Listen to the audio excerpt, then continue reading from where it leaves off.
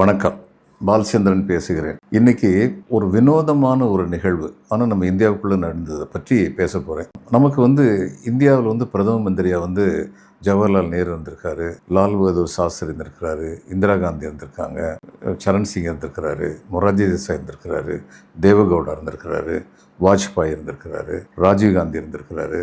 அப்புறம் இன்னைக்கு நரேந்திர மோடி கடந்த 12 வருடங்களாக நம்முடைய பிரதம மந்திரியாக தெரியும். இந்தியாவுக்குள்ள எங்கேயாவது ஒரு ஐஏஎஸ் ஆஃபீஸர் பிரதம மந்திரியாக இருந்திருக்கிறார் அப்படின்னு சொன்னால் நீங்கள் நம்புவீங்களா? நம்ப மாட்டீங்க. ஆனால் அப்படி இருந்திருக்கிறார், ஒருத்தர் இருந்திருக்காரு. அந்த கதையை பார்ப்போம். நமக்கு சுதந்திரம் கிடைச்ச போது பிரிட்டிஷ் இந்தியா எங்கெங்கெல்லாம் இருந்தாங்களோ அங்கெல்லாம் நமக்கு சுதந்திரம் கிடைச்சி. நம்ம சுதந்திரம் அடைஞ்ச போது இந்தியா 3 பகுதிகளாக இருந்தது. ஜென்ரலாக மற்றவர்களால் ஆளப்பட்ட பகுதி, அது பிரிட்டிஷ் இந்தியா மட்டும் இல்லை, நம்ம போர்ச்சுகீஸ் இந்தியாவும் இருந்தது, நமக்கு பிரெஞ்சு இந்தியாவும் இருந்தது. இது மற்றவர்களால் ஆளப்பட்ட பகுதி. அடுத்து மன்னர்களால் ஆளப்பட்ட, சுதேசி மன்னர்களால் ஆளப்பட்ட பகுதி, அது 2வது. மைசூர் கிங்டம், திருவாங்கூர் கிங்டம், அது மாதிரி நம்ம ஜெய்ப்பூர், ஜோத்பூர், உதய்பூர், இது மாதிரி நம்ம புதுக்கோட்டை, இது மாதிரி நிறைய இருந்தது. இதையும் தவிர ட்ரைபல் இந்தியா, நம்முடைய ஆதிவாசிகள் பெரும்பாலும் அவங்க இந்த கூட சம்மந்தமே இல்லாமல் தங்களுடைய வாழ்க்கையை தனிப்பட்ட முறையில் அமைச்சிக்கிட்டு இருந்தாங்க. நாகாலாந்து இந்த மாதிரி ஆட்கள்லாம் அப்படி இருந்தாங்க. இந்த மாதிரி 3 இந்தியாவாக இருந்தது. இதில் பிரிட்டிஷ் இந்தியா உடனடியாக நமக்கு சுதந்திரம் கிடைச்சிருச்சு. ஏன்னா பிரிட்டிஷ்காரன் நமக்கு சுதந்திரம் கொடுத்தாங்க. ஆனால் பாண்டிச்சேரி கொஞ்ச நாள் கழிச்சு தான் நமக்கு அவங்க பாண்டிச்சேரியில் ஃப்ரெஞ்சு அவங்களே போயிட்டாங்க. ஃப்ரெஞ்சு பீப்புளுடைய கலாச்சாரம் என்னென்னா, இவங்க பிரிட்டிஷ் பீப்புள் நம்மளை காலனியாக வச்சுருந்தாங்க. ஆனால் ஃப்ரெஞ்சு எங்கேயெல்லாம் அவங்க பிடிச்சிருந்தாங்களோ அதையெல்லாம் தன்னுடைய நாட்டின் ஒரு பகுதியாக வச்சுருந்தாங்க. அவங்களுக்கு ஃப்ரெஞ்சு பார்லிமெண்ட்டில் ஒரு சீட் இருந்தது. இப்போ பாண்டிச்சேரிக்கு ஃப்ரெஞ்சு பார்லிமெண்ட்டில் ஒரு சீட் இருந்தது. ஜனநாயகங்கிறது அங்கே இன்னும் பரவலாக மேலானதாக இருந்தது. அவங்க போகும்போது என்ன சொன்னாங்கன்னா, இந்த பாண்டிச்சேரி நாங்கள் ஃப்ரெஞ்சு கல்ச்சரோடு வச்சுருந்துருக்கோம் இத்தனை நாள், இதை நீங்கள் எது கூட மெர்ஜ் பண்ணிடக்கூடாது தமிழ்நாடு கூட. ஏன்னா பாண்டிச்சேரிக்கு ஆந்திராவில் சில பகுதிகள் இருக்குது. பாண்டிச்சேரி இன்றைக்கி உள்ள யூனியன் டெரிட்டரி மாஹே அப்படின்னு நினைக்கிறேன். அதே மாதிரி கேரளா பக்கத்தில் சில பகுதிகள் இருக்குது, தமிழ்நாடு பக்கத்தில் சில பகுதிகள் இருக்குது. அதனால் இதெல்லாம் நீங்கள் பாண்டிச்சேரின்னு தனியாக ஒரு அட்மினிஸ்ட்ரேட்டிவ் யூனிட்டாக வச்சுருக்கோம் அப்படின்னு கேட்டாங்க.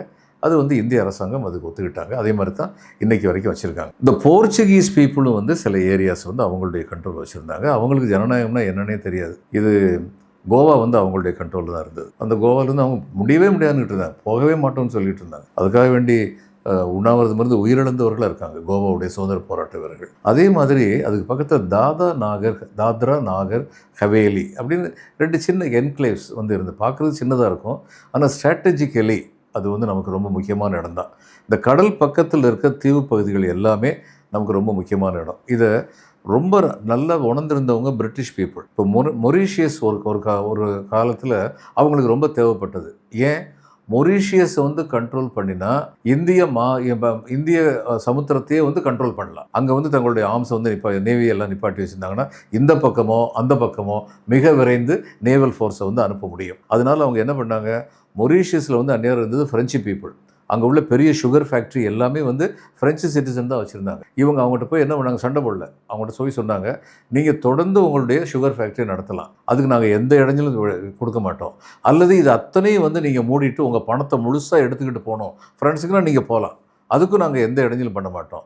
ஆனால் சாவரனிட்டிங்கிறது எங்கிட்ட தான் இருக்கும். ஆளுமை, அரசாங்கம் அப்படிங்கிறது நாங்கள் தான் வச்சுருப்போம், அதில் மட்டும் நாங்கள் விட்டு கொடுக்கவே மாட்டோம் அப்படின்னு சொன்னாங்க. அது மாதிரி நமக்கு இந்த தாத்ரா நாகர் ஹவேலிங்கிறது ரொம்ப முக்கியம். நம்ம பிரிட்டிஷ் அரசாங்கம் இருந்தபோது இருந்த அரசு அமைப்பு அந்த பிரிட்டிஷ் அரசு அமைப்பு, அந்த சிவில் சர்வீஸ் அப்படிங்கிறது பெரும்பாலும் பிரிட்டிஷ் சாம்ராஜ்யத்துடைய மனநிலைக்கு ஒத்ததாக இருந்ததுனால அவங்களுக்கு இந்த மாதிரியான ஏரியாலாம் எவ்வளோ முக்கியம். ஒரு சுதந்திர இந்தியா, அண்டமான் நிக்கோபார் எவ்வளோ தூரத்தில் இருக்குது, ஆனால் அது நமக்கு ரொம்ப முக்கியம், அதை விட்டு கொடுக்கவே முடியாது. அதனால் இந்த மாதிரி ஏரியாஸில் இதையும் விட்டு கொடுக்க முடியாத நிலைமை இருந்தது.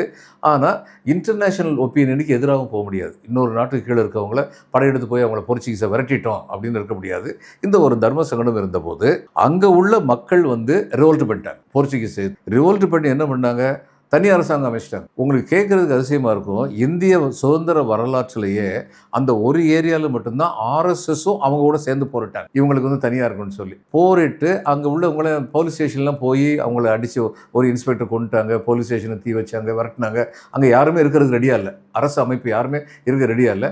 இவங்க தனி அரசாங்கம் அமைச்சிட்டாங்க. இப்போ இந்த தனி அரசாங்கம் அமைச்சதுக்கப்புறம் அது எப்படி இந்தியாவுடைய ஒரு பார்ட்டாக வர முடியும்? அதுக்கு என்ன அரசு அமைப்பு இருக்குது? அந்த மாதிரி அரசு அமைப்பு எதுவும் இருக்க மாதிரி தெரியல.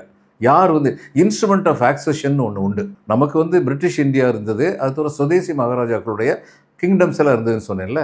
அந்நேரம் அவங்களுக்கெல்லாம் என்ன சுதந்திரம் கொடுக்கப்பட்டதுன்னா, மவுண்ட் பேட்டன் வந்து சொன்னார், நீங்கள் புதிதாக தோன்றுகின்ற 2 நாடுகளுக்கிடையே எந்த நாட்டுக்கிட்ட போய் சேரணும்னாலும் சேர்ந்துக்கோங்க அப்படி சொன்னார். அப்போ அவங்க எல்லாருமே பல பேர் வந்து ஜெய்ப்பூர், ஜோத்பூர், உதய்பூர், இங்கே உள்ள புதுக்கோட்டை எல்லாம் instrument of accession, Travancore, Mysore எல்லாரும் கையெழுத்து போட்டாங்க. நாங்கள் இந்தியன் யூனியன் கூட இருப்போம்னு சொல்லி. இந்த ஹைதராபாத் நிசாம் வந்து வேறு மாதிரி பிளான் பண்ணார். அது ரொம்ப பெரிய கிங்டம். அது வந்து அவர் பாகிஸ்தான் கூட போகலாமான்னு சொல்லி பிளான் பண்ணார். ஆனால் அது நடக்கலை. அது வேறு விஷயம். போலீஸ் ஆக்ஷன் சொல்லி இவர் வந்து சர்தார் பட்டேல் வந்து இனிஷியேட்டடு. ஹைதராபாத் நம்மோட சேர்றதுக்கு அவங்க ஒத்துக்கிட்டாங்க. காஷ்மீர் வந்து சேர்றதுக்கு ஒத்துக்கிடவே மாட்டேன்னு சொல்லிட்டு இருந்தார். ஹரிசிங்னு சொல்லி இந்த மகாராஜா வந்து முடியவே முடியாதுன்னார். அவர் என்ன நினச்சாரு, நான் நடுவில் ஒரு பஃபர் ஸ்டேட்டாக இருந்துட்டு போகிறேன் பாகிஸ்தானுக்கும் இந்தியாவுக்கும் இடையில, நான் இண்டிபெண்ட்டாக ஒரு மகாராஜாவை கண்டினியூ பண்ணணும் அப்படின்னு சொல்லி அவர் நினைச்சார். ஆனால் பாகிஸ்தானுக்கு வேறு மாதிரி நினைப்பு இருந்தது. காஷ்மீரில் உள்ளவங்க பெரும்பாலும் முஸ்லீம், இவர் என்ன தனியாக இருக்கிறது சொல்லி ரசாக்கர்னு சொல்லி அன்ஆர்கனைஸ்டு ஆர்மி அதை அனுப்பி வச்சாங்க. அப்போ ஸ்ரீநகரில் வந்து அவங்க வந்து ஆர்மரியை வந்து கொள்ளையிட்டுருவாங்க நிலைமை வந்தபோது இந்த மகாராஜா சொன்னார், நீங்கள் வந்து எனக்கு ஹெல்ப் பண்ணுங்கன்னு சொல்லி இந்தியாட்ட கேட்டார். ஆனால் இந்தியா சொன்னாங்க, நாங்கள் எப்படி உங்களுக்கு ஹெல்ப் பண்ண முடியும், நீங்கள் வந்து தனி நாடு, எதை வச்சு நாங்கள் ஹெல்ப் பண்ணுறது? அப்போ இன்ஸ்ட்ருமெண்ட் ஆஃப் ஆக்சேஷனில் கையெழுத்து போடுறீங்களா, எங்களுடைய பகுதியாக இருக்கிறதுக்கு தயாராக இருக்கீங்களா அப்படின்னு கேட்டபோது அவர் தயார்னு சொன்னார். கம்பல்ஷனால், கட்டாயங்கள்னால கையெழுத்து போட்டார். கையெழுத்து போட்டதுக்கப்புறம் இந்தியன் ஆர்மி அங்கே போனாங்க.